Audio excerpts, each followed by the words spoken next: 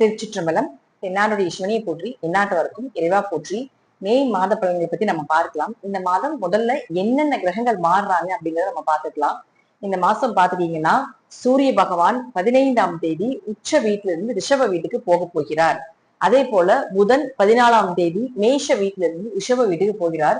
சுக்கிரன் வந்து பாத்துட்டீங்கன்னா ஆட்சி பலம் பெற்று இருந்தார் ரிஷபத்துல. இப்போ இந்த மாசம் 14ஆம் தேதி தன்னுடைய சொந்த வீட்டில இருந்து குருவோட சேர்ந்து சுக்கிரன் குரு சேர்க்கையோட நிற்க போகிறார். அதே போல செவ்வாய் இந்த மாதம் 11ஆம் தேதி மீன வீட்டுல இருந்து மேஷ வீட்டுக்கு வரப்போகிறார். செவ்வாசனி ஒரு போராட்டமா இருந்துட்டே இருந்தது லைஃப்ல எல்லாருக்குமே.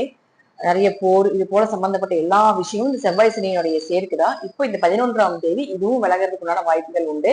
ராகு கேதுக்கள் அதே இடத்துலதான், குருவும் மிதுனத்துலதான் இருக்க போகிறார். சோ இந்த மாதம் ஒவ்வொரு ராசிக்கும் என்னென்ன இந்த கிரகங்கள் கொடுக்க போறாங்க அப்படிங்கிறத நம்ம முழுமையாக பார்க்கலாம்.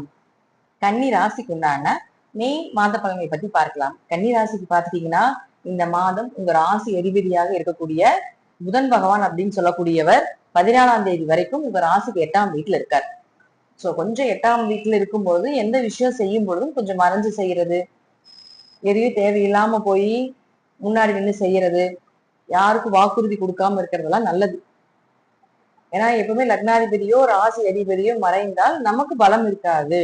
நீங்க என்னதான் வந்து ஓடி ஓடி அவங்களுக்கு உழைத்து கொட்டினாலும் லக்னாதிபதி பலம் இல்லை என்றால் இது ஜாதகத்திலேயே பொருந்தும். நீங்க பாத்தீங்கன்னா தெரியும், ஒரு ஜாதக லக்னாதிபதியோ ராசி அதிபதியோ வலு இல்லைன்னா நீங்க யாருக்காக என்ன செஞ்சீங்கனாலும் ஒரு பிரயோஜனம் இல்லை.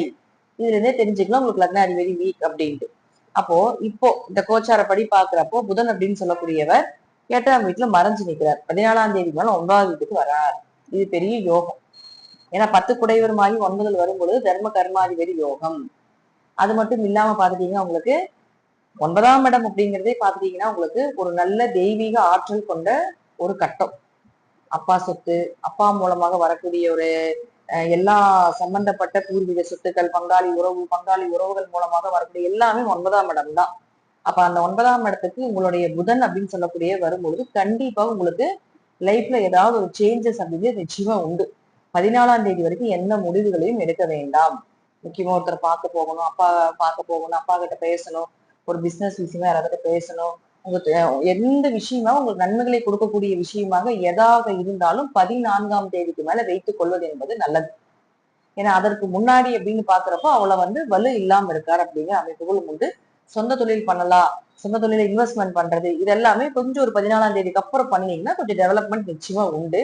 தொழில் வளர்ச்சியும் 14ஆம் தேதிக்கு மேலதான் நல்லா இருக்கும். ஏன்னா கன்னியா ராசிக்கு இத்தனை நாள் புதன் நேசத்துல இருந்தாரு.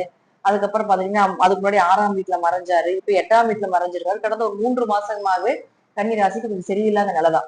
இப்போ கன்னி ராசிக்கு கண்டசனி வேற போயிட்டு இருக்கு. அதையும் நல்லா பாத்துக்கணும். கண்டசனி காலகட்டங்கள்ல பேசிக்கா நம்ம வந்து எல்லாரும் நடக்கக்கூடிய விஷயம் என்னன்னு பாத்தீங்கன்னா கணவன் மனைவி பிரச்சனை. கணவன் மனைவிக்குள்ள அந்யூன்யம் குறையிறது, கணவருக்கோ மனைவிக்கோ வேறு தொடர்புகளை ஏற்படுறது, அல்லது தொடர்பே இல்லைன்னாலும் அதை வச்சு ஏதாவது ஒரு சந்தேக குணங்கள் வந்து குடும்பத்துக்குள்ள சண்டை சச்சரவுகள் வர்றது, இதெல்லாம் நடக்கும். இது வந்து பேசிக்கா கன்னி ராசிக்கு நடக்கும். ஒருவேளை இந்த கன்னியா ராசிக்கு எப்பவுமே திருமண வாழ்க்கை கொஞ்சம் மீடியமாக இருக்கும் அப்படிங்கிற அமைப்பு உண்டு. மீடியம் தான். எவ்வளவுதான் பார்த்தாலும் பண்ணாலும் அவங்களுக்கு அந்த திருமண வாழ்க்கையில ஒரு திருப்தி இருக்காதுன்னு இருக்கு. இப்போ இந்த காலகட்டங்களை பாத்துட்டீங்கன்னா கன்னியாராசி கண்டசனி நடந்துட்டு இருக்கிறதுனால உங்களுக்கு பிரிவினை ஜாதகமாக இருக்குது அப்படின்னா இந்த 3 மாத காலங்களும் கடுமையான சண்டை பிரச்சனை வாக்குவாதங்கள்லாம் நிறைய வந்திருக்கு.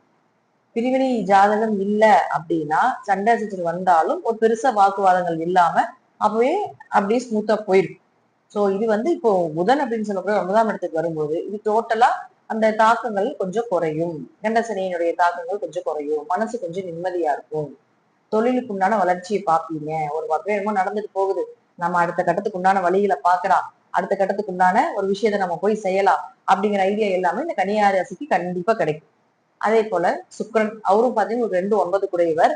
புதன் எப்படி 14ஆம் தேதி உங்களுக்கு உள்ள வராரோ அதே போல இங்க இருந்து இந்த சுக்கிரன் 14ஆம் தேதிக்கு மேல 10ஆம் வீட்டுக்கு குருவோட சேர போகிறார். அப்போ உங்களுக்கு என்னதான் புதன் மறைஞ்சாலும் 9ஆம் அதிபதி 9ஆம் வீட்டுல ஸ்ட்ராங்கா இருப்பார்.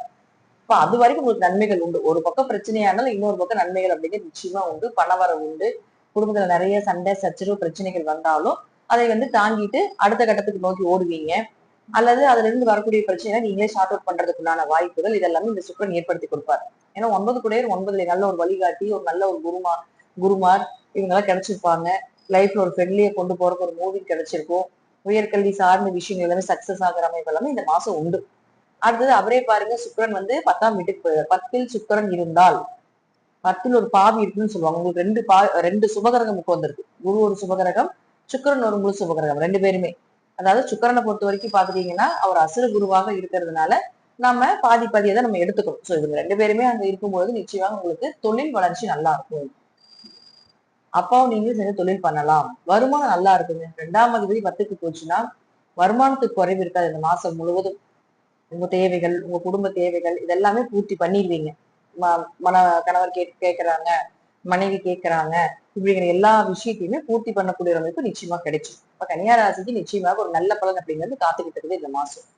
அடுத்தது செவ்வாயை பொறுத்த வரைக்கும் பாத்துட்டீங்கன்னா உங்களுக்கு 11ஆம் தேதிக்கு மேல 8ஆம் வீட்டுக்கு வந்துடுறார். சோ வந்து 8க்குடையவர் 8ஆம் வீட்டுக்கு வரும்போது கொஞ்சம் அந்த கெட்ட பெயர், அவமானங்கள் இதெல்லாம் விலகும். கண்டங்கள் விலகிறது. நோய் ஏதாவது இருந்ததுன்னா அதை கண்டுபிடிச்சு நல்ல மருத்துவம் கிடைக்கிறது, நல்ல மருந்துகள் கிடைக்கிறது, இதெல்லாம் 8ஆம் இடத்துக்கு உண்டானதுதான். அதெல்லாம் கிடைக்கணும்.